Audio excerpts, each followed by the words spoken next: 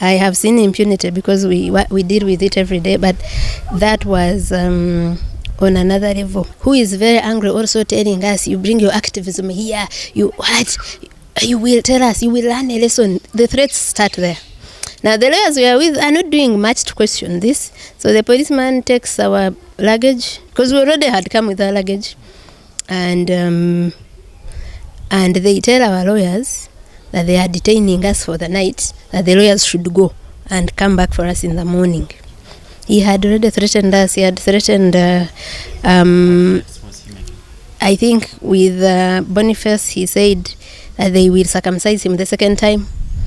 Yes, with me, he said that they will teach me a lesson, so I will have a good story for Uganda when I come back. He also said, he asked me if I had children, and I said, what have my children got to do with this? And the others were angry. They said, they have asked you a question. I said, well, I just need to understand the question, but if you must know, I have 2 children. Said, you want to get a third one? You will get a third one. I will send you someone to get a third one. We got out, and I told Boniface that I think that's a rape threat. So we are seated. They say get out and wait outside. Now, about 5 men and 1 woman come in and enter the office we are in. That office has this police officer who maybe is the OC at the Central Police Station, because we are at the Central Police Station, but it also has those immigration officers. So they come out, the immigration officers we had met, including the 2 that had picked us from the hotel. So now these men come out, they are not uniformed. They come out, they pick us, and they say, come with us. They are not uniformed. They are. So we think that they are taking us to the detention, but there was everything wrong with that. And throughout the detention, the period of being in detention, have you experienced any form of torture? So it's a one story, so I'm going to tell it to you. So they get us out, they shove us in a car. I have not been to the drones in Uganda that Ugandans talk about, but I don't know if they are as dark. It was so dark. When I was entering, there were guns, 2 guns where they were telling me to sit. They removed them. They immediately blindfolded us. So I am in the middle between a woman and a man. Boniface has been put behind between 2 men. There are 2 men in front, a driver and a co-driver. The car was so dark. They blindfold us. They drive us for about 30 minutes from where we were. After we reach where, but like this time I'm going and I'm thinking, what is going to happen? What is going to happen? So we get there and they get Boniface out. They increase the volume of the car. At first I didn't know what that was for, but of course I am scared until I started hearing Boniface scream. So they had increased the volume so that I don't hear him, but the pain they were inflicting on him was too much. I started hearing him scream. So I am, I know that we are finished here for no reason. And for me, that was, I think, my biggest problem and cause of anger. What have we done?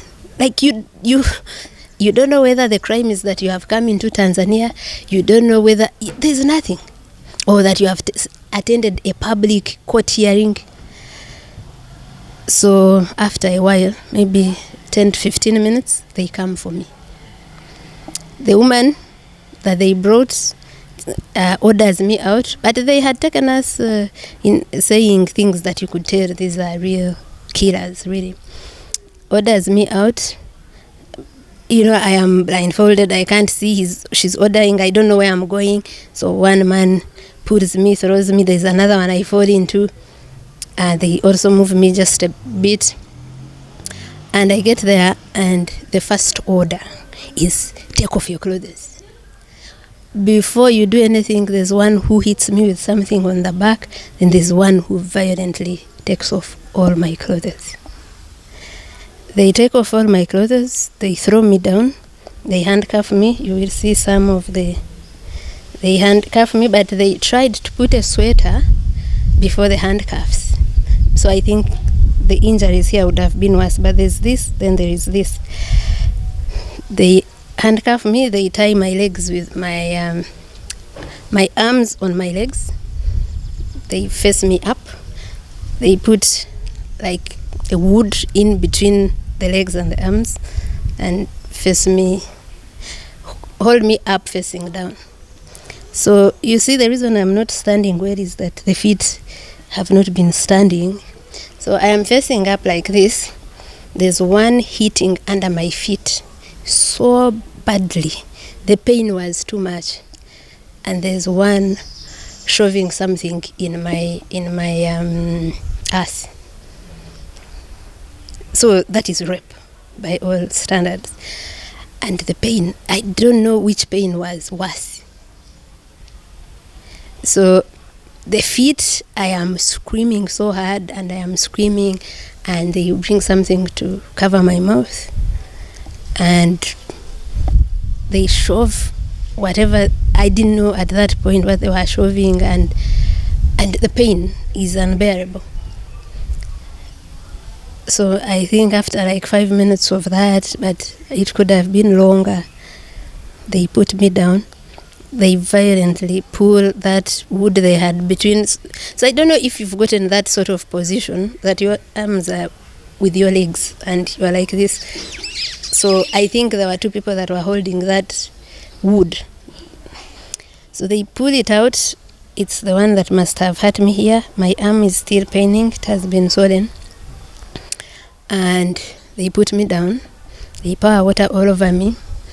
And, they are saying all dehumanizing words. And they make me stand here.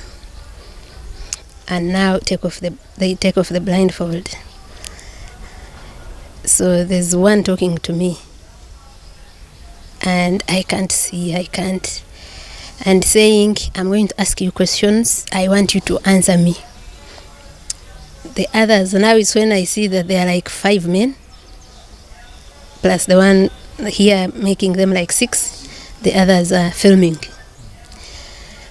So they are filming and they ask me, what did you come to do in Tanzania? I tell the truth like I'd been telling it, that I'd come to attend a court case, also to visit a few friends. They say, who are your friends? I said, I have many friends in Tanzania. It's not the first or even the second or third time I've been to Tanzania. But who are your friends? They said, one of them is Generali. Said, so who else did you plan with to come? I said, actually, a couple of us, including even Martha Karua. So we wanted to come and attend the court hearing of Tundu Lissu. Okay, that's what I remember. There was more, but that's what I remember. So as they are still filming, he turns me around again. Now that's when I saw what he was shoving under my ass. It was a fist. So he shoves it under again, enough to get shit out of you and smear it on you as they film. For me, rape has, for all time immemorial, been a weapon of war. The biggest way in which it is a weapon is that they use it as shame to the victims. But me, I refuse to be the ashamed one. Yet you are the one committing heinous, shameful, the most evil crimes. So they are saying what you say here, if you ever say it, we have this video, and I am thinking the video will help us with evidence against you anyway. But of course, you, in this anger, you are saying, okay, in this fear and anguish, you're saying, okay. So they finish. It didn't take long. It was a few minutes of pain, but enough pain, enough dehumanization. So that same man puts me somewhere, pours water all over me, and orders me to dress up. I dress up.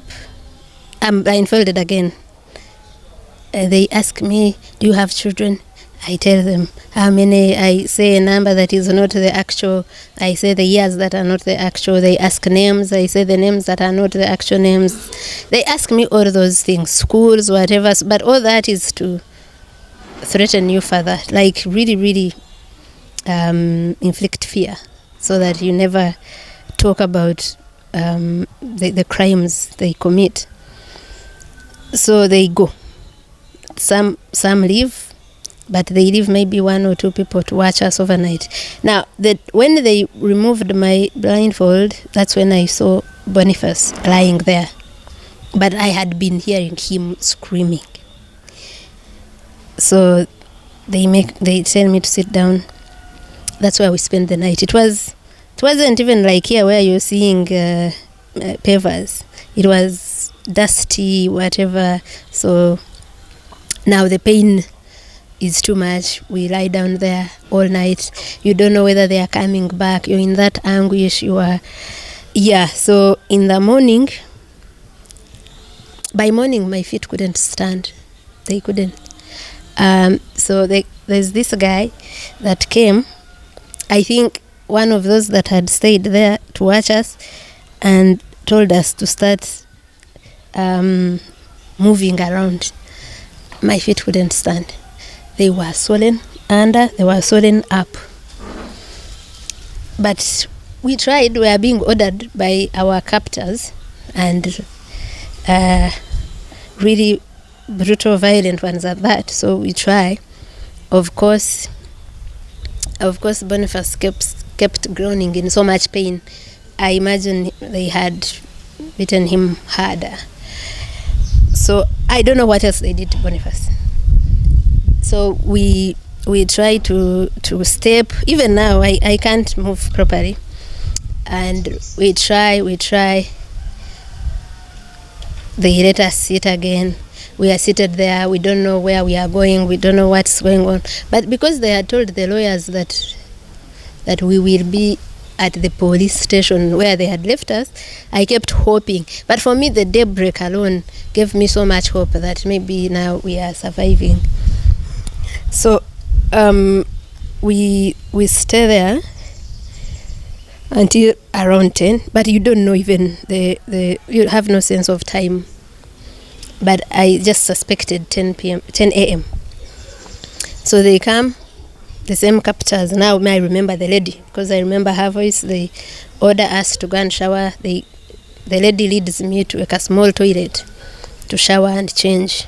And I'm thinking we are showering to go to the police, where we are going to be maybe deported. We shower and finish.